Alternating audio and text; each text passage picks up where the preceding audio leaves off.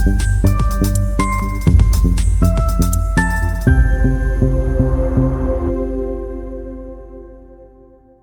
first memories I can recall are of a lovely meadow where I spent my days as a young foal.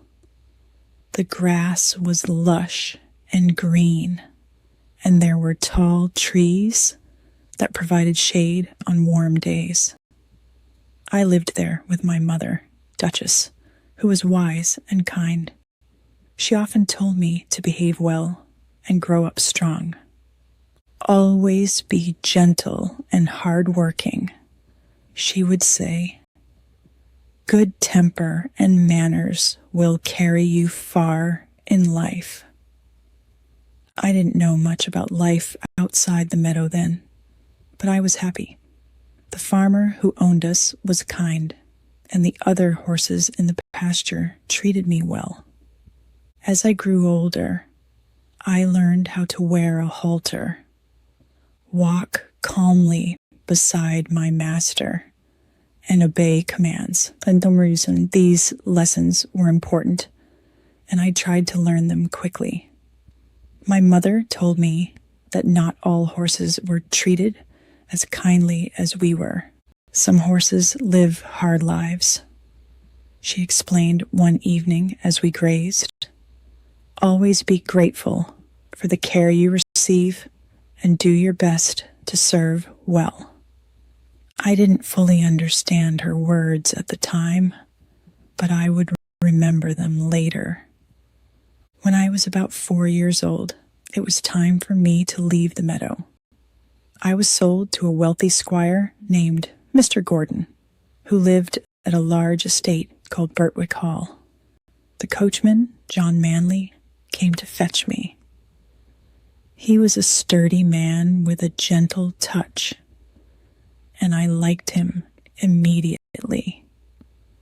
You'll do well, young one, John said, as he led me into the cart. We'll take good care of you at Birtwick. As we traveled, I felt a mixture of excitement and nervousness. The world beyond the meadow was vast and full of sights and sounds I had never imagined. At Birtwick Hall, I was introduced to my new stablemates. Ginger, a spirited mare with a fiery temper, and Merrylegs, a cheerful pony who loved children. Ginger wasn't pleased to meet me at first. Another one to share the workload, she muttered.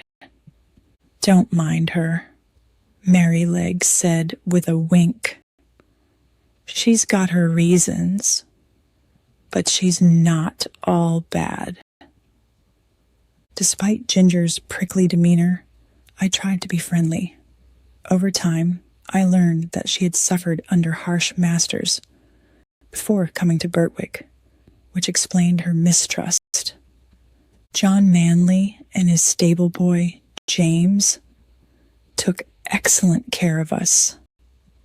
They made sure our stalls were clean, our water fresh, and our feed plentiful. John was patient when training me to pull the carriage, teaching me step by step. Good boy, Black Beauty, he would say, patting my neck. You're learning fast. I enjoyed working for John and Mr. Gordon. They treated me and the other horses with kindness, never overloading us or using the whip unnecessarily. One day, I had the chance to prove my worth. Mr. Gordon needed to fetch the doctor late at night because his wife had fallen ill. John hitched me to the carriage and urged me forward. Steady now, Beauty, he said. The road was dark and icy, but I trusted John's guidance.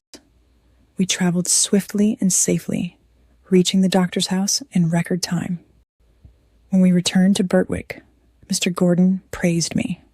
Well done, Beauty, he said. You've saved the day. Life at Birtwick was peaceful and happy. I became close friends with Ginger, who began to trust me and share her stories. She told me about the cruel bits and heavy loads she had endured in her past. "I don't understand why some people treat us so badly," Ginger said one evening. "Not all humans are like that," I replied. "Look at John and Mr. Gordon. They care for us." Ginger nodded reluctantly. "I suppose you're right. I just hope things stay this way. But life is full of changes, and the peaceful days at Birtwick didn't last forever." Mr. Gordon's wife's health continued to decline, and the family decided to move to a warmer climate. The estate was sold, and we horses were put up for auction. I was heartbroken to leave Birtwick and my friends, but I tried to stay brave. "Wherever you go, Black Beauty, remember to be your best," John said as he said goodbye. "Good horses always find good people." His words stayed with me as I entered the next chapter of my life. After the auction, I was sold to a man named Mr. York, who managed the stables at Earlshall Park, a grand estate owned by a wealthy family. Earlshall was much larger and more formal than Birtwick, and everything there ran like clockwork. My new master was Lady Anne's groom, and she was kind and gentle. I was paired with Ginger once more, which brought me a sense of comfort. She, however, was less enthusiastic.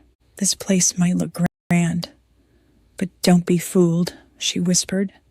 "The work here is harder, and the people care more about appearances than our well-being." The work at Earlshall was indeed different. The family demanded perfection, especially in how we horses looked and behaved.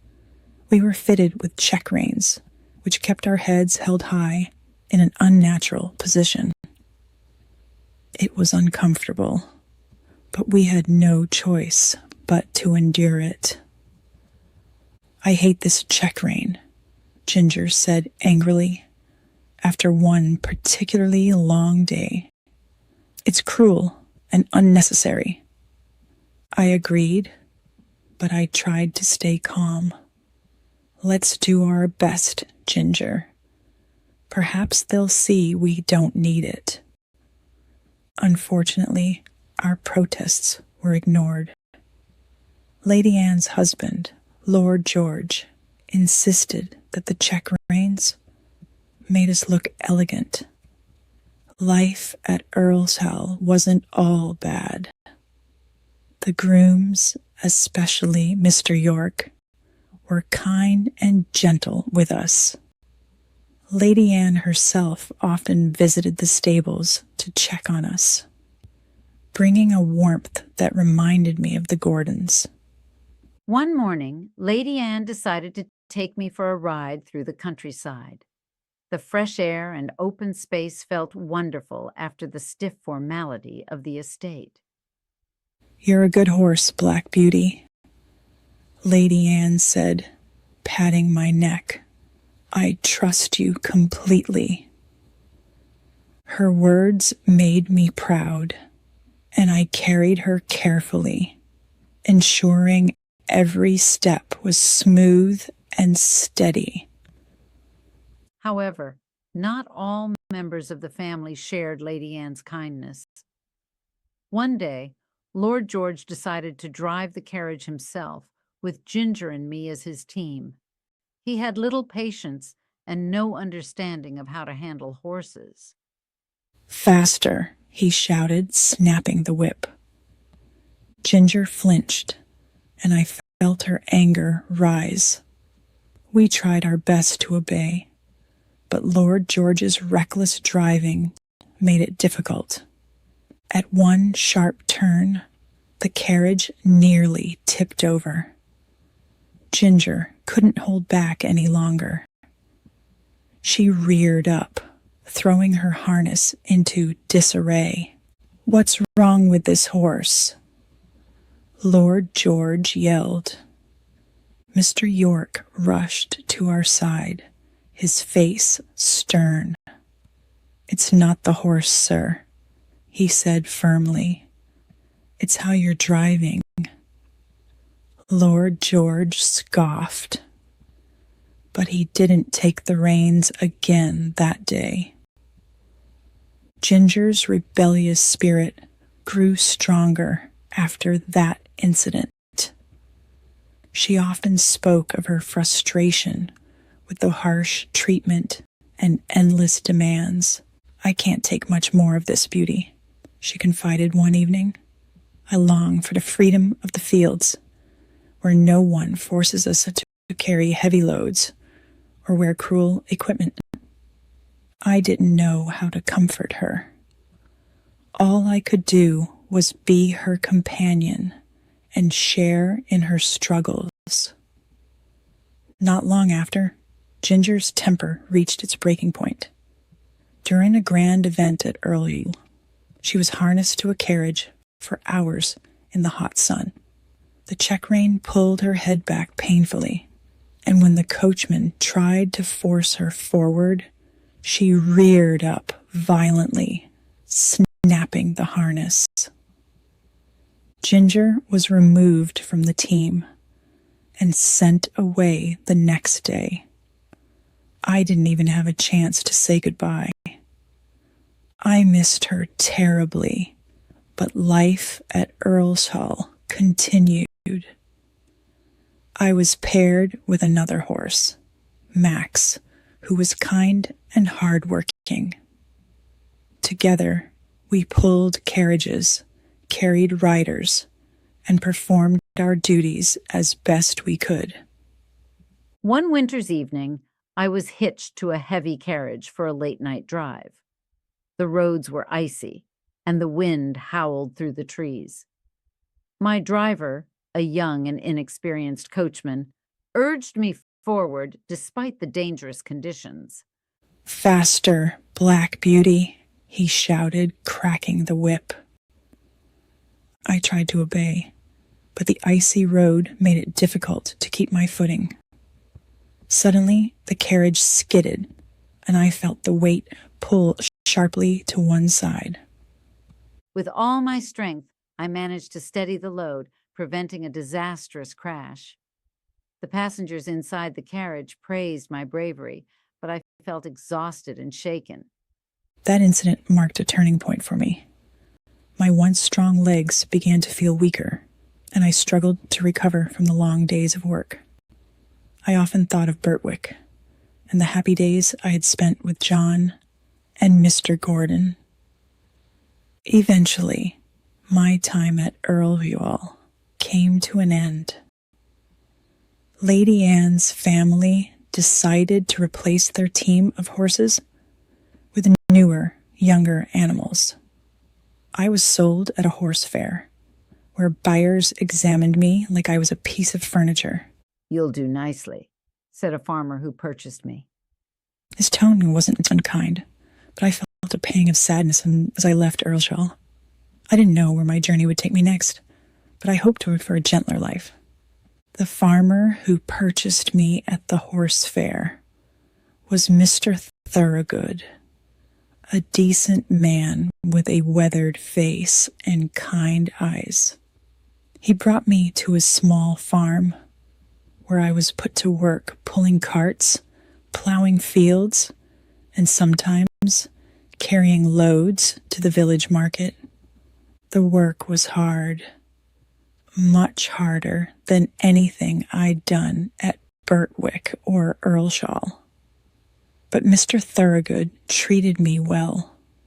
He never used a whip or shouted, and he always made sure I had plenty of food, water, and rest.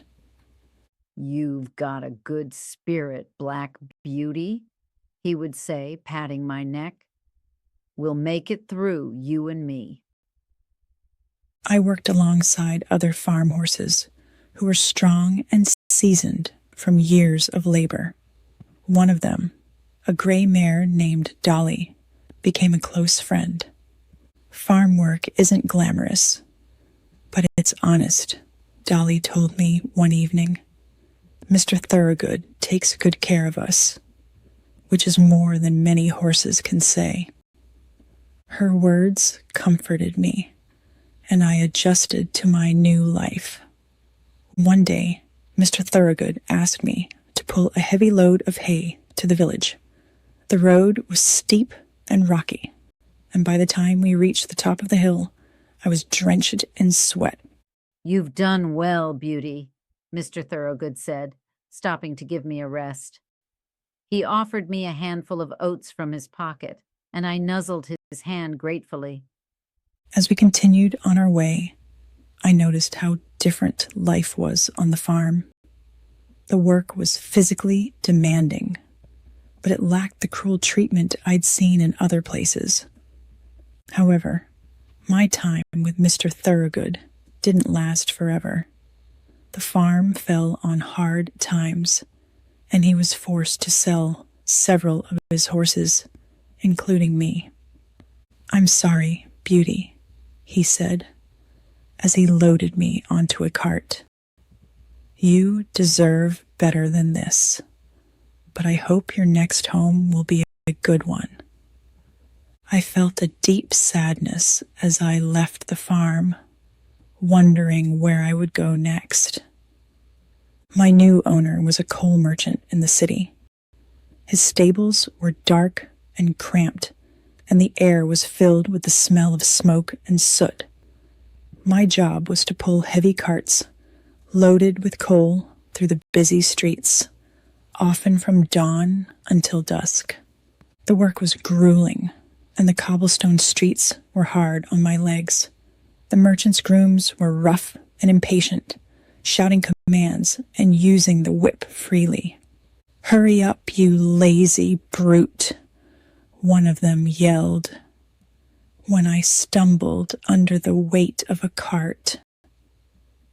I missed the kindness of Mr. Thorogood and longed for the peaceful days at Birtwick. Despite the harsh conditions, I did my best to carry out my duties.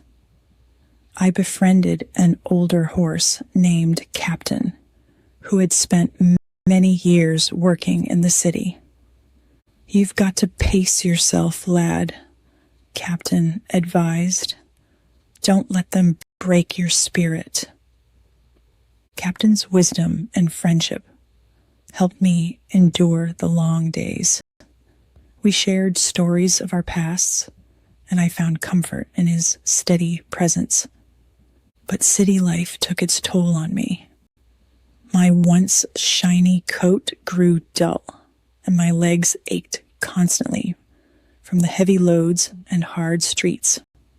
One cold winter's day, I slipped on the ice and fell, unable to get up. You useless animal, the groom shouted, yanking at my harness. A kind passerby intervened. Can't you see the poor creature is exhausted? He said. The groom grumbled, but eventually helped me to my feet. I was taken back to the stable, where I rested for several days. Captain wasn't as fortunate. His strength gave out one day while pulling a particularly heavy load, and he was taken away, never to return. I felt a deep sadness at his absence. Goodbye, Captain, I whispered to myself. You were a true friend. Life in the city grew even harder without him, but I tried to hold on to hope. One day, a change came that I hadn't expected. The coal merchant decided I was no longer useful and sold me at a horse fair. I stood in the crowded marketplace, tired and worn, as potential buyers examined me.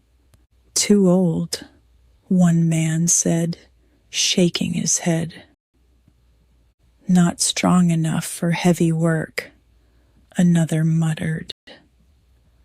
I began to fear that no one would take me home. Then a kind-looking man approached. He was thin and slightly stooped, with gentle eyes that reminded me of Mr. Thorogood. "I'll take this one," he said, handing over a few coins. The man's name was Joe, and to my surprise, he was none other than the young stable boy from Birtwick. "Beauty, do you remember me?" Joe said, stroking my face. "I've thought about you often. You were the best horse we ever had." My heart swelled with joy. Though I couldn't speak, I nuzzled Joe's hand, letting him know I hadn't forgotten him either. Joe took me to a small but clean stable, where he gave me fresh hay and water. "You'll never have to pull a heavy cart again," he said. "You've done enough."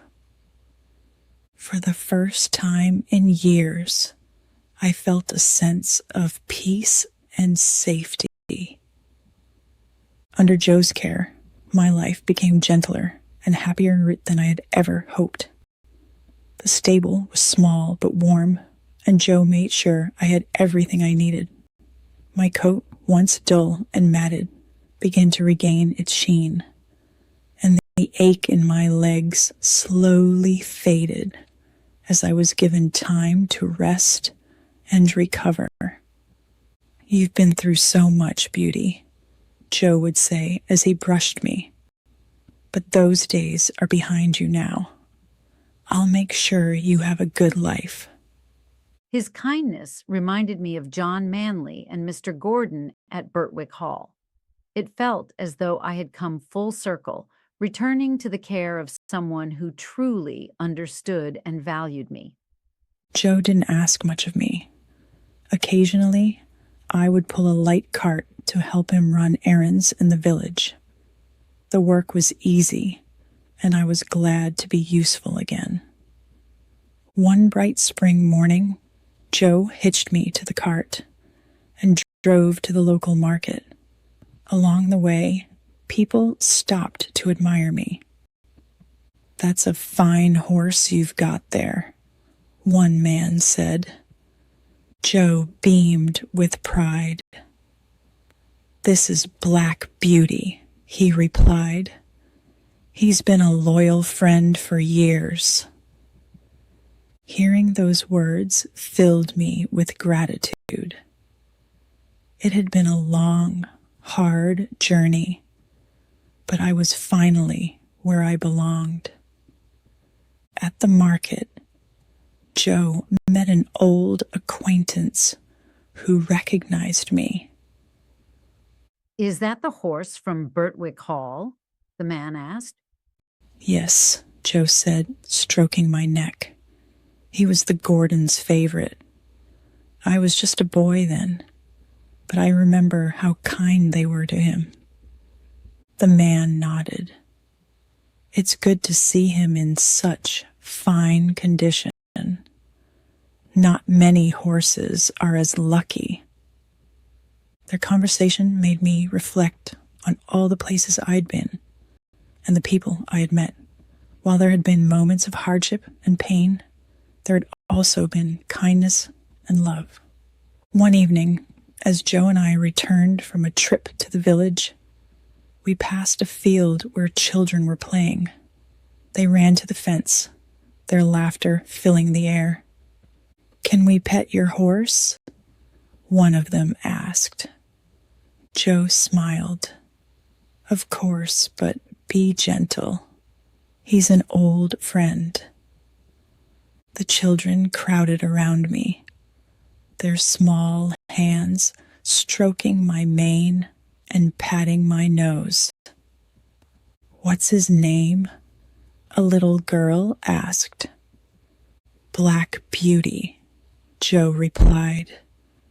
"And he's the best horse you'll ever meet." I lowered my head, enjoying their attention. It was a moment of pure happiness, a reminder of the joy that simple acts of kindness could bring. As the seasons passed, my life with Joe remained peaceful. I spent my days grazing in a sunny paddock or resting in the stable. On quiet evenings, Joe would sit by my stall, sharing stories of his life and reminiscing about the days at Birtwick.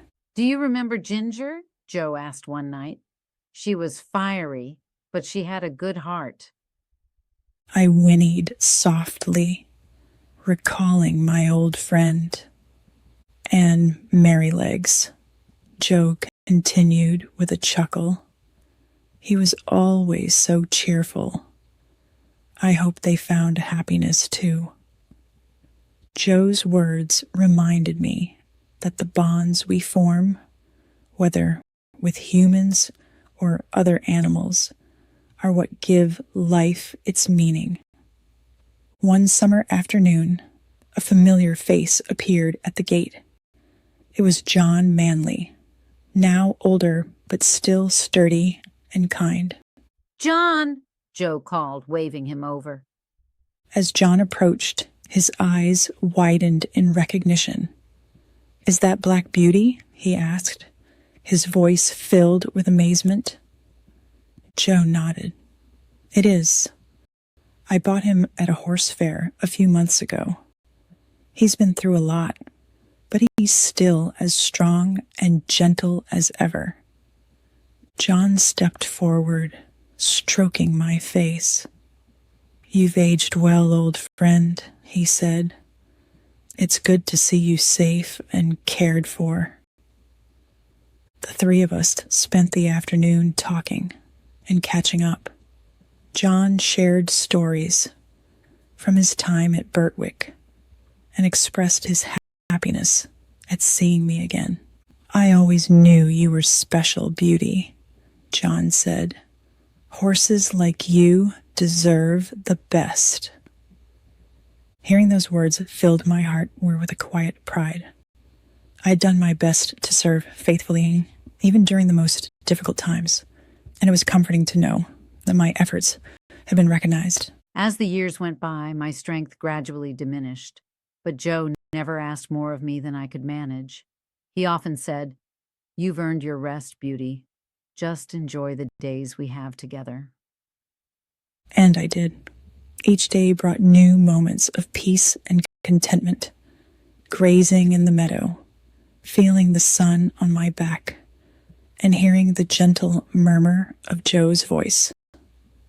One autumn evening, as the leaves turned golden and the air grew crisp, Joe sat by my stall, his hand resting on my mane. "You've been a good friend, Beauty," he said softly. "The best I could ever hope for." I nuzzled his hand, letting him know I felt the same. Though my journey had been long and filled with challenges, it had also been rich with love and friendship. From the sunny meadows of my youth to the bustling streets of the city, I had seen the best and worst of life. But in the end, I had found a place where I was valued and cherished. And that, I realized, was all any horse or anyone could hope